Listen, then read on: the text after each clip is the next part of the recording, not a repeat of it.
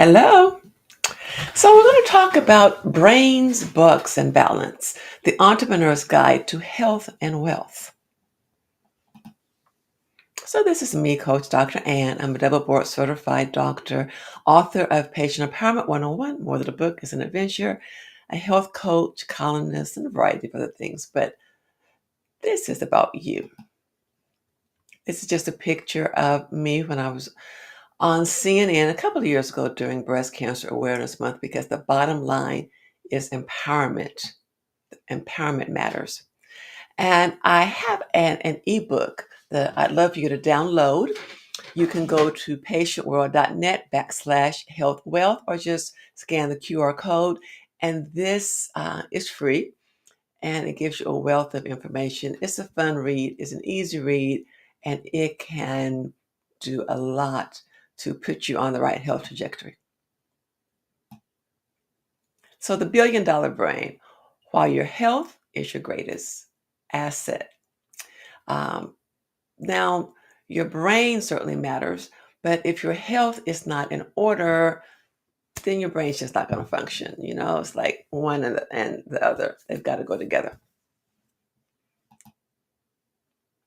Does it look familiar? So, your brain is your business headquarters. If you're under stress and you're eating bad food and you're not sleeping, all that is bad news. Your brain's just not going to do what it needs to do. It's kind of like trying to run a business with a dial-up internet. So let's take a look at stress and productivity. Stress makes decision making more difficult. We're going to talk about why in a moment. Multitasking, that's just not going to work as well when you're stressed because your brain is just not at peak performance. And then you have the mental fog. We all have had those moments where things just did not come to us when we're very stressed. And then when things calm down, it's like, that's it, I forgot. So the brain's drama queen, um, amygdala is one thing. So the amygdala is part of the brain that deals with the stress response. It kind of like sounds the alarm if something's going on. So just imagine this creepy little spider in front of you. And here we are with the creepy little spider. So this little part in the brain is called the amygdala, and it deals a lot with emotions. And when you're under chronic stress, and I do mean chronic, long-term ongoing stress, and that's not the same as the acute stress that happens when you have to slam on the brakes so you don't hit the car in front of you. But that ongoing long-term stress can actually change the structure of a part of your brain called the amygdala, and others too, as we're going to see. And you also have the area called the prefrontal cortex. It's like at the front, and it's like the part of the brain that deals with your higher cortical functions. Chronic stress impacts that as well. So this is kind of like an image of the prefrontal cortex. And then we have an area called the hippocampus. This deals with memory and other things. And you can literally see that the hippocampus on a person can change in size due to chronic stress. You do an MRI before a lot of stress and after chronic stress, you can actually see part of your brain is not as big. And that's kind of scary to think about. So this is an image like of the hippocampus. Now let's talk about the food mood connection. People have told you, eat the rainbow. Why do they say that? That's because different foods have different nutrients. You're not going to find the same nutrients in the deep purple berries, blueberries, that you're going to find in the bright green kiwi or the deep orange carrots. Different fruits and vegetables have different nutrients. So just imagine a puzzle, and you have 30 pieces of the puzzle, and somebody comes and takes out six. The puzzle is not going to fit together. The same it is with our health.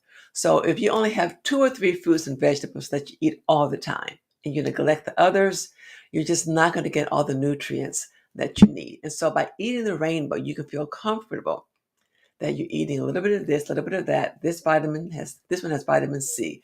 This one has potassium. This one has another. And so when you put all these things together, you should be well nourished if you eat the rainbow. Excuse me. So junk food crushes your brain power. Just imagine, remember the last time you ate a double burger or even a single burger, just dripping with grease, and you had fries, you just stuffed yourself, and how you felt afterwards. Or when you had to pig out on the homemade cookies that your best friend made. Now compare that to how you felt after you had a nice kale salad with, say, olive oil, balsamic vinaigrette, some fresh fruit on top. It's a completely different world. And so junk food literally can crush your brain power, at least temporarily. So the dopamine dilemma.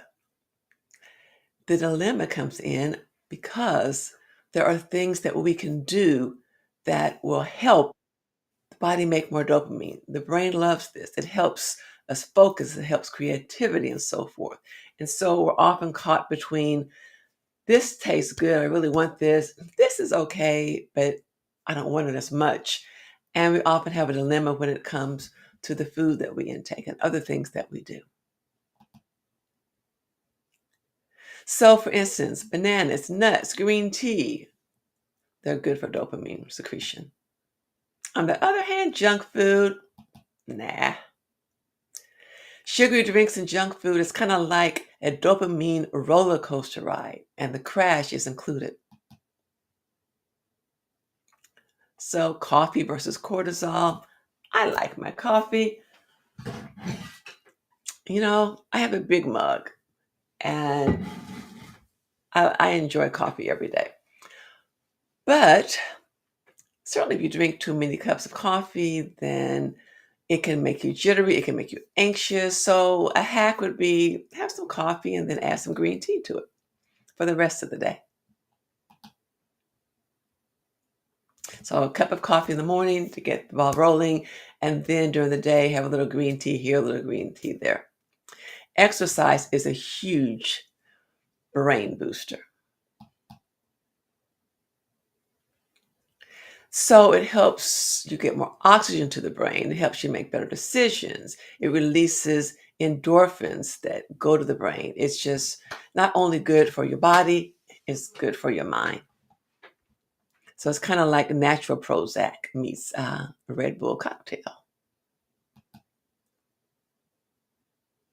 It improves focus and creativity. So think about ways that you can increase the amount of exercise, whether it's a walking meeting or what I do is I bought an under the desk treadmill, and I bought one of those desks that I can lift up. So sometimes I'll lift up the desk with my computer on it, stick the treadmill underneath, and while I am working, I'm exercising. And then 15, 20 minutes into it, I'm like, I feel good.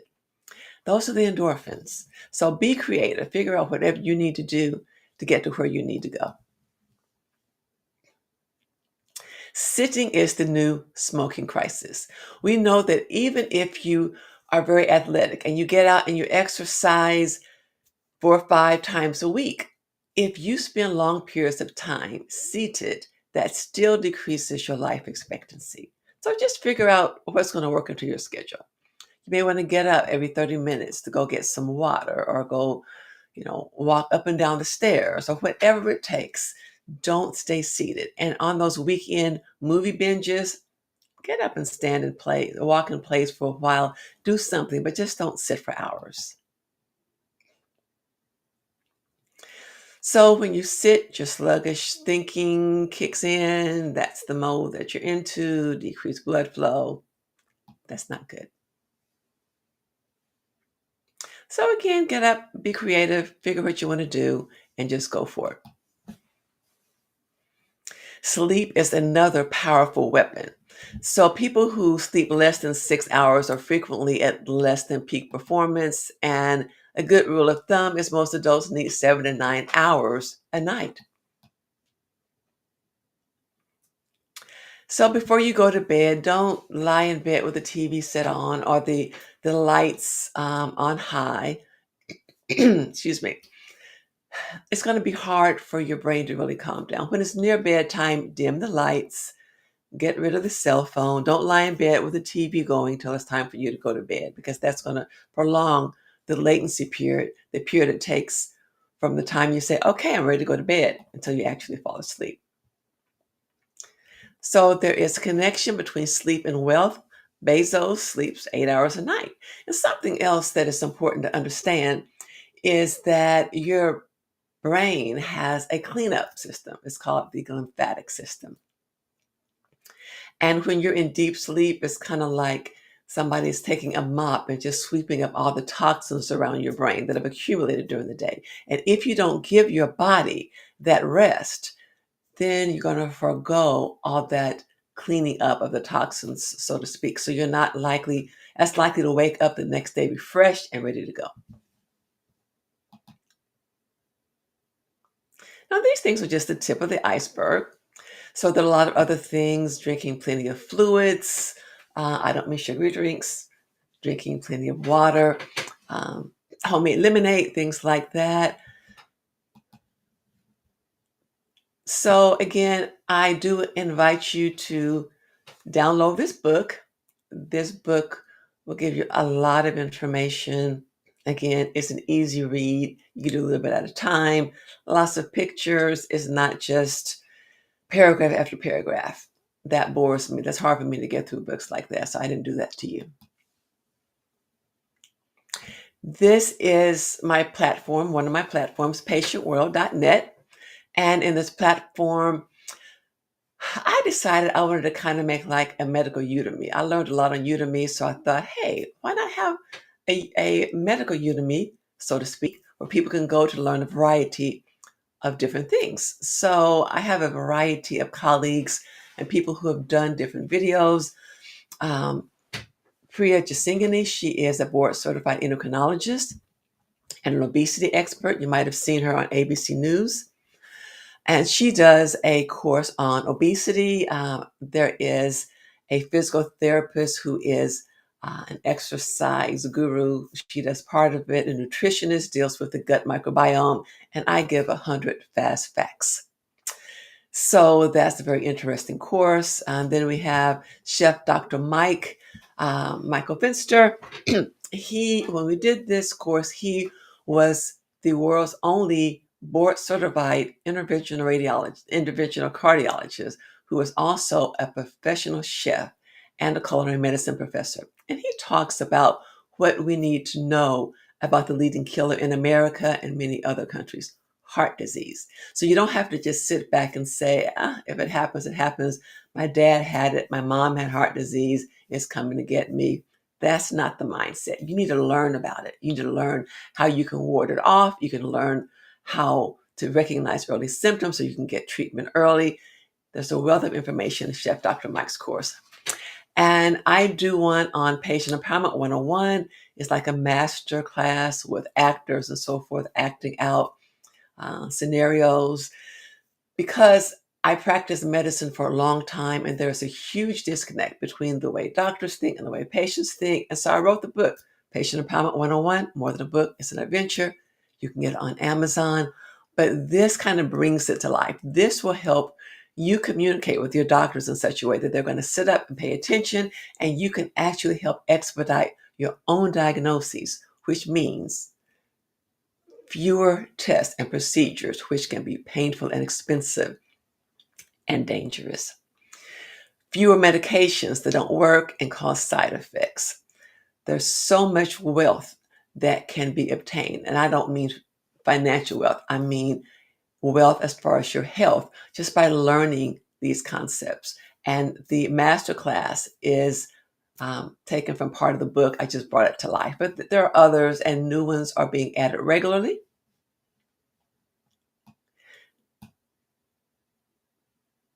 And the Busy Woman Health Coach is another site, just tells you a little bit about me. And also there's a link there for if you want to set up a free discovery call. If you've ever thought about doing health coaching, a lot of people think, I can't afford it, or what's it going to teach me? Well, one of the areas I'm board certified in, again, is lifestyle medicine.